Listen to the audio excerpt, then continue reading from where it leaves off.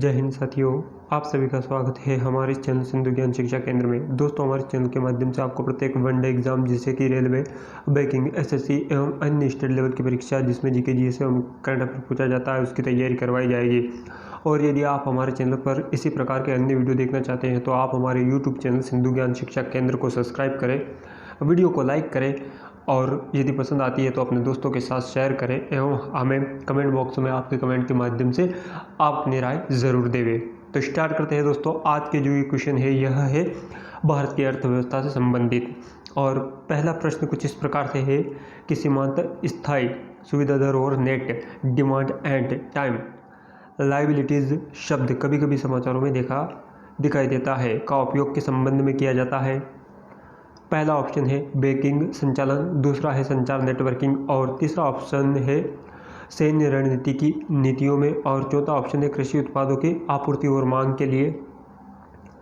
तो बताइए दोस्तों, प्रश्न क्रमांक पहले का राइट आंसर क्या होगा? तो इस प्रश्न का जो सही उत्तर है वह है ऑप्शन नंबर पहला।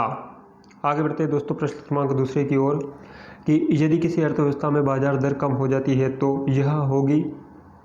पहला ऑप्शन है अर्थव्यवस्था में खपत व्यय में कमी और दूसरा है सरकार के कर संग्रह में वृद्धि।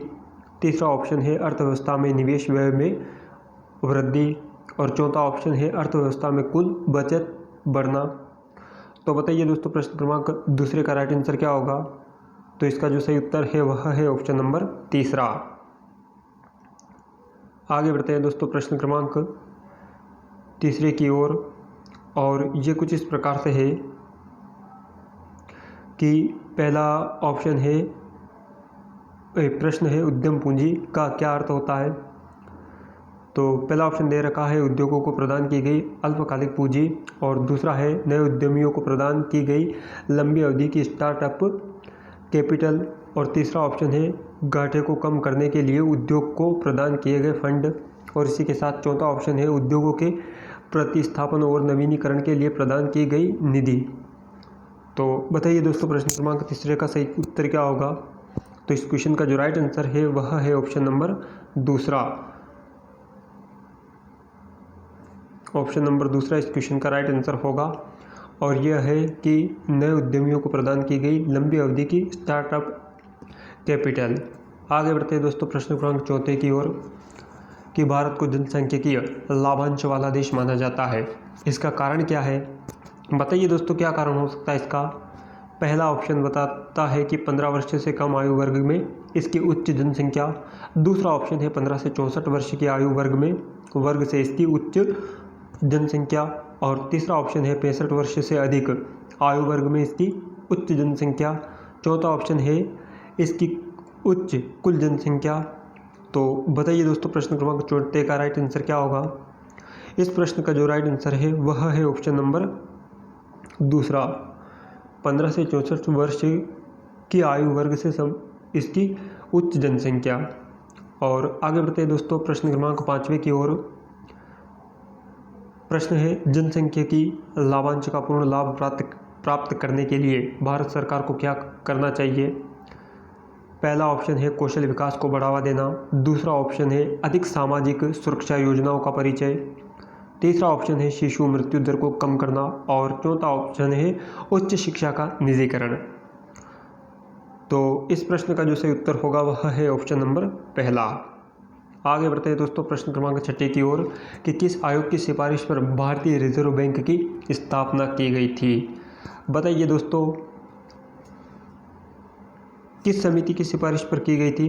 पहला है चैबरेलियन आयोग, दूसरा है हिल्टन यंग कमीशन और तीसरा है किन्स कमीशन, चौथा है उपरोक्त में से कोई नहीं। तो प्रश्न क्रमांक छठे का जो सही उत्तर है वह है ऑप्शन नंबर दूसरा। सातवां प्रश्न है भारत में सिक्के को कौन जारी करता है? पहला ऑप्शन है वित्त मंत्रालय, दूसरा है भारतीय रिजर्व बैंक, तीसरा ऑप्शन है प्रधानमंत्री कार्यालय, चौथा ऑप्शन है वाणिज्य और उद्योग मंत्रालय। तो दोस्तों प्रश्न क्रमांक सातवें का जो राइट आंसर है वह है ऑप्शन नंबर पहला कि सिक्के जो है यह वित्त मंत्रालय के अधीन होते हैं। और प्रश्न क्रमांक 8वां है, भारत में कृषि उत्पादों के विपणन के लिए कौन सी एजेंसी जिम्मेदार है?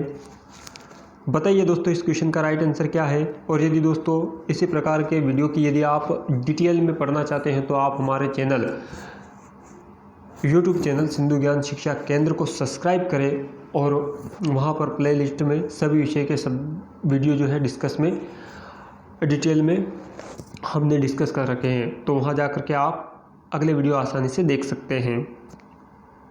और हाँ दोस्तों, आप चैनल को सब्सक्राइब करना बिल्कुल भी ना भूलें। 8वां प्रश्न है, भारत में कृषि उत्पादों के विपणन के लिए कौन सी एजेंसी जिम्मेदार होती है। बताइए दोस्तों। पहला ऑप्शन है TRIFD, दूसरा है ISOPOM, तीसरा ऑप्शन है NAFD और चौथा ऑप्शन है APMC। तो प्रश्न क्रमांक 8वें का जो राइट आंसर है वह है ऑप्शन नंबर तीसरा NAFD नेशनल। और 9वां प्रश्न है, MSP की सिफारिश कौन करता है और किससे जारी करता है। पहला ऑप्शन है कृषि मंत्रालय, दूसरा है आयोग योजना, तीसरा ऑप्शन है नाबार्ड, चौथा ऑप्शन है कृषि लागत और मूल्य आयोग। तो बताइए दोस्तों प्रश्न क्रमांक 90 का राइट आंसर क्या होगा।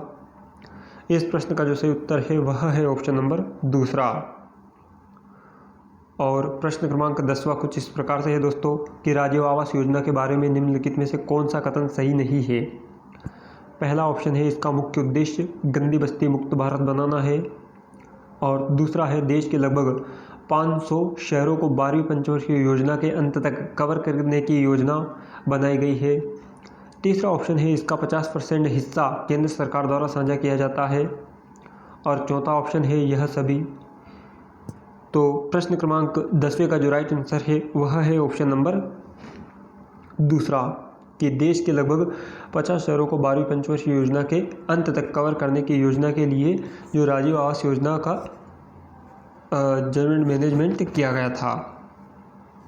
आगे बढ़ते हैं दोस्तों प्रश्न क्रमांक 11वें की ओर कि इंडिया इंटरनेशनल एक्सचेंज जिसकी शॉर्ट फॉर्म होती है INX 10 जनवरी 2017 को प्रकाशित हुआ था।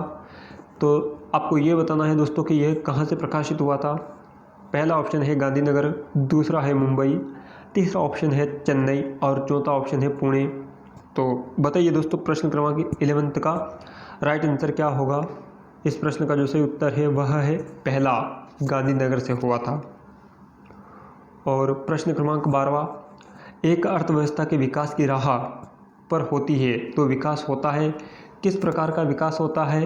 पहला ऑप्शन बताता है कि स्थिर हो जाता है, दूसरा स्थिर विकास शुरू होता है, दूसरा है उदारीकरण कृत है, और अधिकतम विदेशी सहायता प्राप्त करता है। तो प्रश्न क्रमांक 12वें का जो राइट आंसर है वह है ऑप्शन नंबर दूसरा कि स्थिर विकास शुरू हो जाता है। आगे बढ़ते हैं दोस्तों प्रश्न क्रमांक 13वें की ओर। जब किसी राज्य की आर्थिक प्रणाली की उत्पादन क्षमता पर्याप्त संख्या में रोजगार सृजित करने के लिए अपर्याप्त होती है तो उससे कहा जाता है। पहला है मौसमी बेरोजगारी, दूसरा है सृजनात्मक बेरोजगारी, तीसरा है प्रचंड बेरोजगारी और चौथा ऑप्शन है चक्रीय बेरोजगारी। बताइए दोस्तों प्रश्न क्रमांक 13वें का राइट आंसर क्या होगा। आपकी इन्फॉर्मेशन के लिए बता दूं दोस्तों कि इस वीडियो में जो भी क्वेश्चन कवर करवाए जा रहे हैं, याद रखना आपके आने वाले आगामी एग्ज़ाम जैसे कि रेलवे में NTPC एवं ग्रुप डी पर होने वाले हैं और अन्य एग्ज़ाम जो हाल ही में चल रही है उसके लिए यहाँ से क्वेश्चन वेरी इंपॉर्टेंट है दोस्तों, जो कि आपके एग्ज़ाम में बनने की संभावना बहुत अधिक है। और यदि इसी प्रकार के आप हमारे चैनल पर अन्य वीडियो देखना चाहते हैं तो आप हमारे चैनल को सब्सक्राइब ज़रूर करें। एवं यदि आप यह वीडियो फेसबुक पेज पर देख रहे हैं तो आप हमारे फेसबुक पेज को फॉलो करें, और चाहे तो आप हमारे ग्रुप से भी जुड़ सकते हैं। हमारे ग्रुप का नाम है सिंधु ज्ञान शिक्षा केंद्र।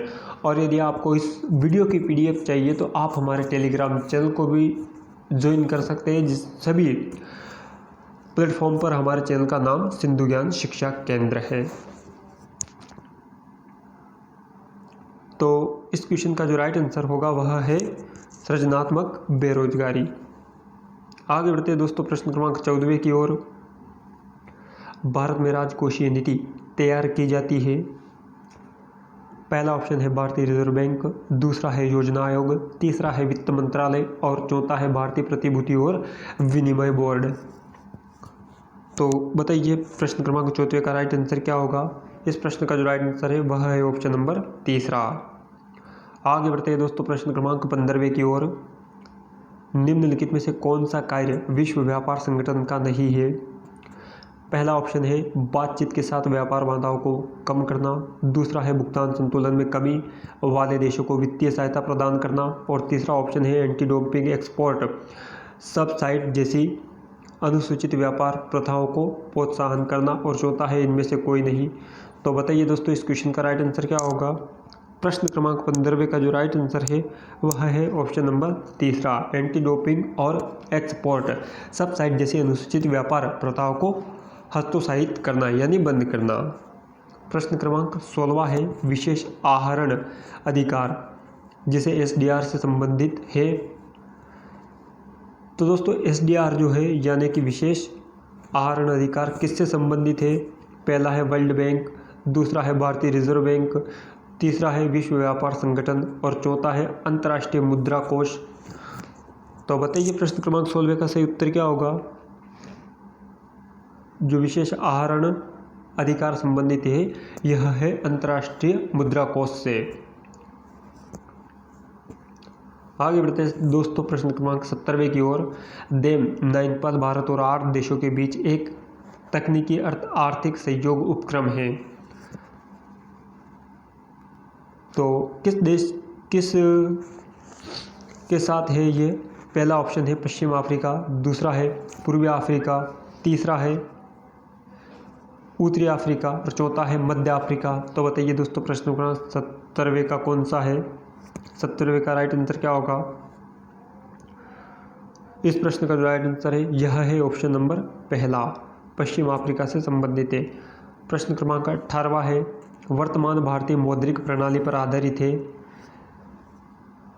किस प्रणाली पर आधारित है दोस्तों? पहला ऑप्शन है गोल्ड रिवर सिस्टम, तीसरा है अनुपातिक रिजर्व सिस्टम, तीसरा है परिवर्तन मुद्रा प्रणाली, और चौथा है न्यूनतम रिजर्व सिस्टम। तो प्रश्न क्रमांक 18वें का जो राइट आंसर है वह है ऑप्शन नंबर चौथा, न्यूनतम रिजर्व सिस्टम। और 19वां प्रश्न है रुपये की पूर्ण परिवर्तनीयता का मतलब है।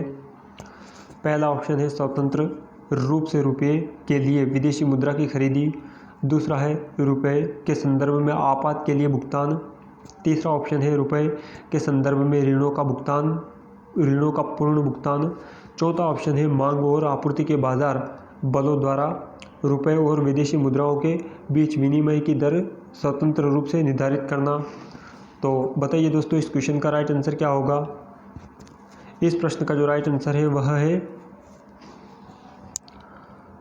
ऑप्शन नंबर चौथा, मांग और आपूर्ति के बाजार बलों द्वारा रुपये और विदेशी मुद्राओं के बीच विनिमय की दर को स्वतंत्र रूप से निर्धारित करना। आगे बढ़ते हैं दोस्तों प्रश्न क्रमांक 20वें की ओर। अस्तित्व के कारण भारत को मिश्रित अर्थव्यवस्था कहा जाता है। किस अस्तित्व के कारण? पहला ऑप्शन है सार्वजनिक क्षेत्र, दूसरा है निजी क्षेत्र, तीसरा ऑप्शन है संयुक्त क्षेत्र, और चौथा है सहकारी क्षेत्र। और दोस्तों बताइए किस किस से संबंधित है? तो प्रश्न क्रमांक 20वें का जो राइट आंसर होगा यह है पहला और दूसरा दोनों से संबंधित है कि मिश्रित अर्थव्यवस्था है दोस्तों। आगे बढ़ते हैं प्रश्न क्रमांक 21वें की ओर कि स्टैगफ्लेशन शब्द एक ऐसी स्थिति को संदर्भित करता है। पहला ऑप्शन है विकास का कीमतों में बदलाव से कोई संबंध नहीं है, दूसरा ऑप्शन है विकास दर और कीमतें दोनों घट रही है, तीसरा ऑप्शन है विकास की दर मूल्य वृद्धि की दर से तेज है, चौथा ऑप्शन है मूल्य वृद्धि की दर की तुलना में विकास दर धीमी है। तो बताइए प्रश्न क्रमांक 21वें का सही उत्तर क्या होगा? इस प्रश्न का जो राइट आंसर है वह है ऑप्शन नंबर दूसरा, विकास दर और कीमतें दोनों घट रही है। आगे बढ़ते हैं दोस्तों प्रश्न क्रमांक 22वें की ओर। भारत में उपयोगिता की शर्तें हैं। पहला ऑप्शन है समान अर्थ, दूसरा है भिन्न अर्थ, तीसरा है विपरीत अर्थ, और चौथा है उपरोक्त सभी।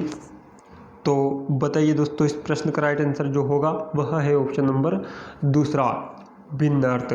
दोस्तों हमारे द्वारा यही प्रयास किया जाता है मेरे द्वारा कि जितनी जल्दी हो, जितने कम समय में हो सके आपको अधिक से अधिक क्वेश्चन करवाया जा सके। और हाँ दोस्तों, यदि आपको ये वीडियो पसंद आती है तो आप इस वीडियो को शेयर करें एवं चैनल को सब्सक्राइब ज़रूर करें। आगे बढ़ते हैं दोस्तों प्रश्न क्रमांक 23वें की ओर। निम्नलिखित में से किस सार्वजनिक क्षेत्र के बैंक की और विदेशों में सबसे अधिक शाखाएं हैं? पहला ऑप्शन है बैंक ऑफ इंडिया, दूसरा है बैंक ऑफ बड़ौदा, तीसरा है पंजाब नेशनल बैंक और चौथा है कॉरपोरेशन बैंक। तो प्रश्न क्रमांक 3 का जो सही उत्तर है वह है ऑप्शन नंबर 4, कॉरपोरेशन बैंक की जो है दोस्तों विदेशों में सबसे अधिक शाखाएं हैं। आगे बढ़ते हैं दोस्तों प्रश्न क्रमांक 24वें की ओर, जो कि आपके आने वाले आगामी एग्जाम में कई बार बोल चुका हूँ, एनटीपीसी एवं ग्रुप डी के लेवल से वेरी इंपॉर्टेंट क्वेश्चन है दोस्तों।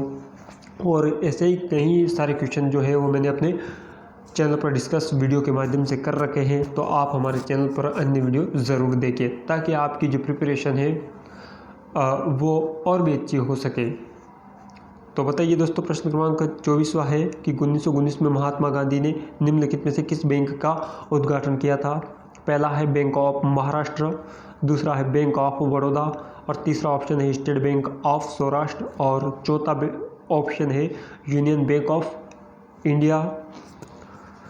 तो प्रश्न क्रमांक 24 का जो राइट आंसर होगा वह है option number 4, union bank of India का किया था महात्मा गांधी ने उद्घाटन। आगे बढ़ते हैं दोस्तों प्रश्न क्रमांक 25वें की ओर कि वित्तीय बैंकिंग क्षेत्र में प्रयुक्त शब्द लाइबोर का विस्तार करें। क्या होता है दोस्तों? पहला ऑप्शन है स्थानीय भारतीय बैंक ने दर की पेशकश की, दूसरा है लंदन भारत विनिमय ब्यूरो, तीसरा ऑप्शन है लिबरल इंटरनेशनल बैंक आधिकारिक अनुपात, चौथा ऑप्शन है लंदन इंटरबैंक के दर की पेशकश की। तो इस क्वेश्चन का जो राइट आंसर होगा यह भी ऑप्शन नंबर 4 ही होगा। 4 जो है दोस्तों इस क्वेश्चन का राइट आंसर है। और ये थे कुछ आज के इम्पोर्टेंट 25 महत्वपूर्ण क्वेश्चन। और हाँ, यदि दोस्तों आप इसी प्रकार के अन्य वीडियो देखना चाहते हैं तो ये मैं पहले भी बोल चुका हूँ कि आप हमारे चैनल को सब्सक्राइब करना ना भूलें। और यदि आपको ये वीडियो पसंद आती है तो आप अपने दोस्तों के साथ ज़रूर शेयर करें। धन्यवाद दोस्तों। जय हिंद, जय भारत।